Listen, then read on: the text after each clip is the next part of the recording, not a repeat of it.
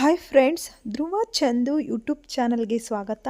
Friends, ಇವತ್ತು ನಾನು chicken gravy ಯಾವ ರೀತಿ ಮಾಡೋದು ಮನೆಯಲ್ಲಿ ಅಂತ ನಿಮಗೆ ತಿಳಿಸ್ಕೊಡ್ತೀನಿ. ಬನ್ನಿ ನೋಡಿ. ಹೀಗೆ ನಾನೀಗ ಫಸ್ಟ್ ಏನು ಮಾಡಿದ್ದೀನಿ ಅಂದರೆ, ಬಾಣಲಿಗೆ ಸ್ವಲ್ಪ ಈರುಳ್ಳಿ ಹಾಕಿ ಕಂದು ಬಣ್ಣ ಬರುವ ಹಾಗೆ ಹುರ್ಕೊಳ್ತಾ ಇದ್ದೀನಿ. ಆನಂತರ ಚಿಕನ್ ಎಲ್ಲ ನೀಟಾಗಿ ತೊಳ್ಕೊಂಬಿಟ್ಟು ಅದನ್ನು ಫುಲ್ಲು ಆ ಬಾಣಲಿಗೆ ಹಾಕ್ಬಿಟ್ಟು ಸ್ವಲ್ಪ ಹೊತ್ತು ನಾವು ಚಿಕನ್ನ ರೋಸ್ಟ್ ಮಾಡಬೇಕು. ಚೆನ್ನಾಗಿ ಸ್ವಲ್ಪ ಬೇಯಿಸಬೇಕು. ನೀವು ಈಗ ನೋಡ್ತಾ ಇದ್ದೀರಾ, ಚಿಕನ್ನ ನಾನು ಆ ಒಂದು ಈರುಳ್ಳಿ ರೋಸ್ಟಲ್ಲಿ ಬೇಯಿಸ್ತಾ ಇದ್ದೀನಿ. ಸ್ವಲ್ಪ ಆಯಿಲ್ ಹಾಕಿ ತುಂಬ ಚೆನ್ನಾಗಿರುತ್ತೆ. ಈ ರೀತಿ ಮಾಡೋದ್ರಿಂದ ತುಂಬ ಒಂದು ಟೇಸ್ಟಿಯಾಗಿರುತ್ತೆ. ನಾನೇ ಒಂದು ಸ್ಪೂನು ಅರಿಶಿನ ಪುಡಿ ಹಾಕ್ತೆ. ನೀವು ನೋಡ್ತಾ ಇದ್ದೀರಾ, ತುಂಬ ಚೆನ್ನಾಗಿರುತ್ತೆ. ಅರಿಶಿನ ಪುಡಿ ಹಾಕಿದಷ್ಟು ಸ್ಮೆಲ್ಲೆಲ್ಲ ಕಡಿಮೆ ಇರುತ್ತೆ ಅಂತಲೇ ಹೇಳ್ತಾರೆ. ಅದಕ್ಕೋಸ್ಕರ ಅರಿಶಿನ ಪುಡಿ ಯೂಸ್ ಮಾಡ್ತಾರೆ. ಕೆಲವರು ಕಲ್ಲರ್ಗೋಸ್ಕರ ಹಾಕ್ಕೊಳ್ತಾರೆ.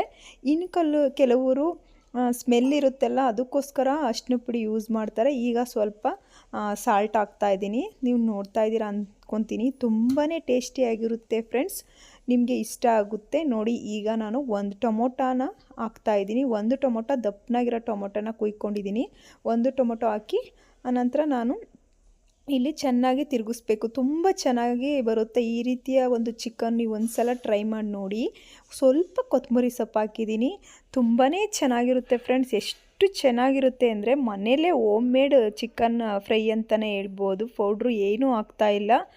ನೀವು ನೋಡ್ತಾ ಇದ್ದೀರಾ ಅಂದ್ಕೊತೀನಿ. ಚೆನ್ನಾಗಿ ಇಲ್ಲಿ ಪೇಸ್ಟ್ ಮಾಡ್ಕೊಂಡಿದ್ದೀನಿ ನಾನು. ಮನೆಯಲ್ಲೇ ಸಿಗುವಂತಹ ಚಕ್ಕೆ, ಲವಂಗ, ಬೆಳ್ಳುಳ್ಳಿ ಮತ್ತು ಹಸಿಮೆಣಸಿನ್ಕಾಯಿ ಎಲ್ಲ ಹಾಕ್ಬಿಟ್ಟು ಪೇಸ್ಟ್ ಮಾಡಿ, ಆ ಪೇಸ್ಟ್ನ ಈಗ ಅದಕ್ಕೆ ಅಪ್ಲೈ ಮಾಡ್ತಾ ಇದ್ದೀನಿ.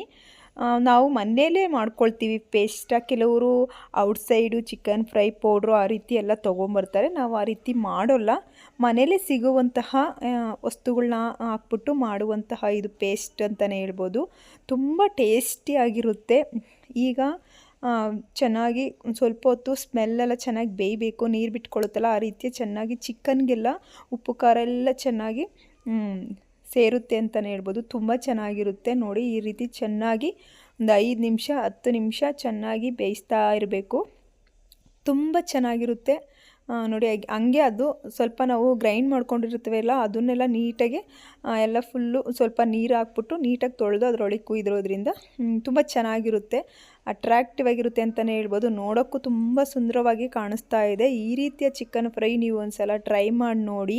ಯಾಕೆ, ಯಾವುದೇ ರೀತಿಯ ಔಟ್ಸೈಡ್ ಪ್ಯಾಕೆಟ್ ಯೂಸ್ ಮಾಡೋದ್ರಿಂದ ಡೇಟ್ ಆಫ್ ಬರ್ತ್ ಎಲ್ಲ ಎಕ್ಸ್ಪೈರ್ಡ್ ಆಗಿರುತ್ತೆ. ನಾವು ಸಡನ್ನಾಗಿ ನೋಡಿರಲ್ಲ. ಅದರಿಂದ ನಮ್ಮ ಆರೋಗ್ಯಕ್ಕೆ ಹಾನಿಕಾರಕ. ಅದಕ್ಕೋಸ್ಕರ ನಾವು ಮನೆಯಲ್ಲೇ ಸಿಗುವಂತಹ ಬೆಳ್ಳುಳ್ಳಿ, ಶುಂಠಿ ಎಲ್ಲವನ್ನು ಹಾಕ್ಬಿಟ್ಟು ಮನೆಯಲ್ಲೇ ಮಾಡ್ಕೊಳ್ಳೋದ್ರಿಂದ ಈ ರೀತಿಯ ಹೋಮ್ ಮೇಡ್ ಚಿಕನ್ ಗ್ರೇವಿ ತುಂಬ ಮುದ್ದಾಗಿರುತ್ತೆ. ತಿನ್ನೋಕ್ಕೂ ತುಂಬ ಟೇಸ್ಟಿಯಾಗಿರುತ್ತೆ ಅಂತಲೇ ಹೇಳ್ಬೋದು ನೋಡಿ. ಈಗ ಆಲ್ರೆಡಿ ರೆಡಿ ಆಗಿದೆ. ಸರ್ವ್ ಮಾಡೋಣ ಬನ್ನಿ. ಈಗ ನಾನು ಸರ್ವ್ ಮಾಡ್ತೀನಿ ಫ್ರೆಂಡ್ಸ್. ಈಗ ರೆಡಿಯಾಗಿದೆ ನೋಡಿ. ನೀವು ನೋಡ್ತಾ ಇದ್ದೀರಲ್ಲ ಎಷ್ಟು ಚೆನ್ನಾಗಾಗಿದೆ ಅಂತ ನೋಡಿ. ಕಡೆಯದಾಗಿ ಈ ರೀತಿಯ ಚಿಕನ್ ಫ್ರೈ ರೆಡಿ ಆಯಿತು. Home made chicken fry. ಇಷ್ಟ ಆದರೆ ಲೈಕ್ ಮಾಡಿ, ಹಾಗೆ ಕಮೆಂಟ್ಸ್ ಮಾಡಿ. ಟೇಕ್ ಕೇರ್, ಬಾಯ್.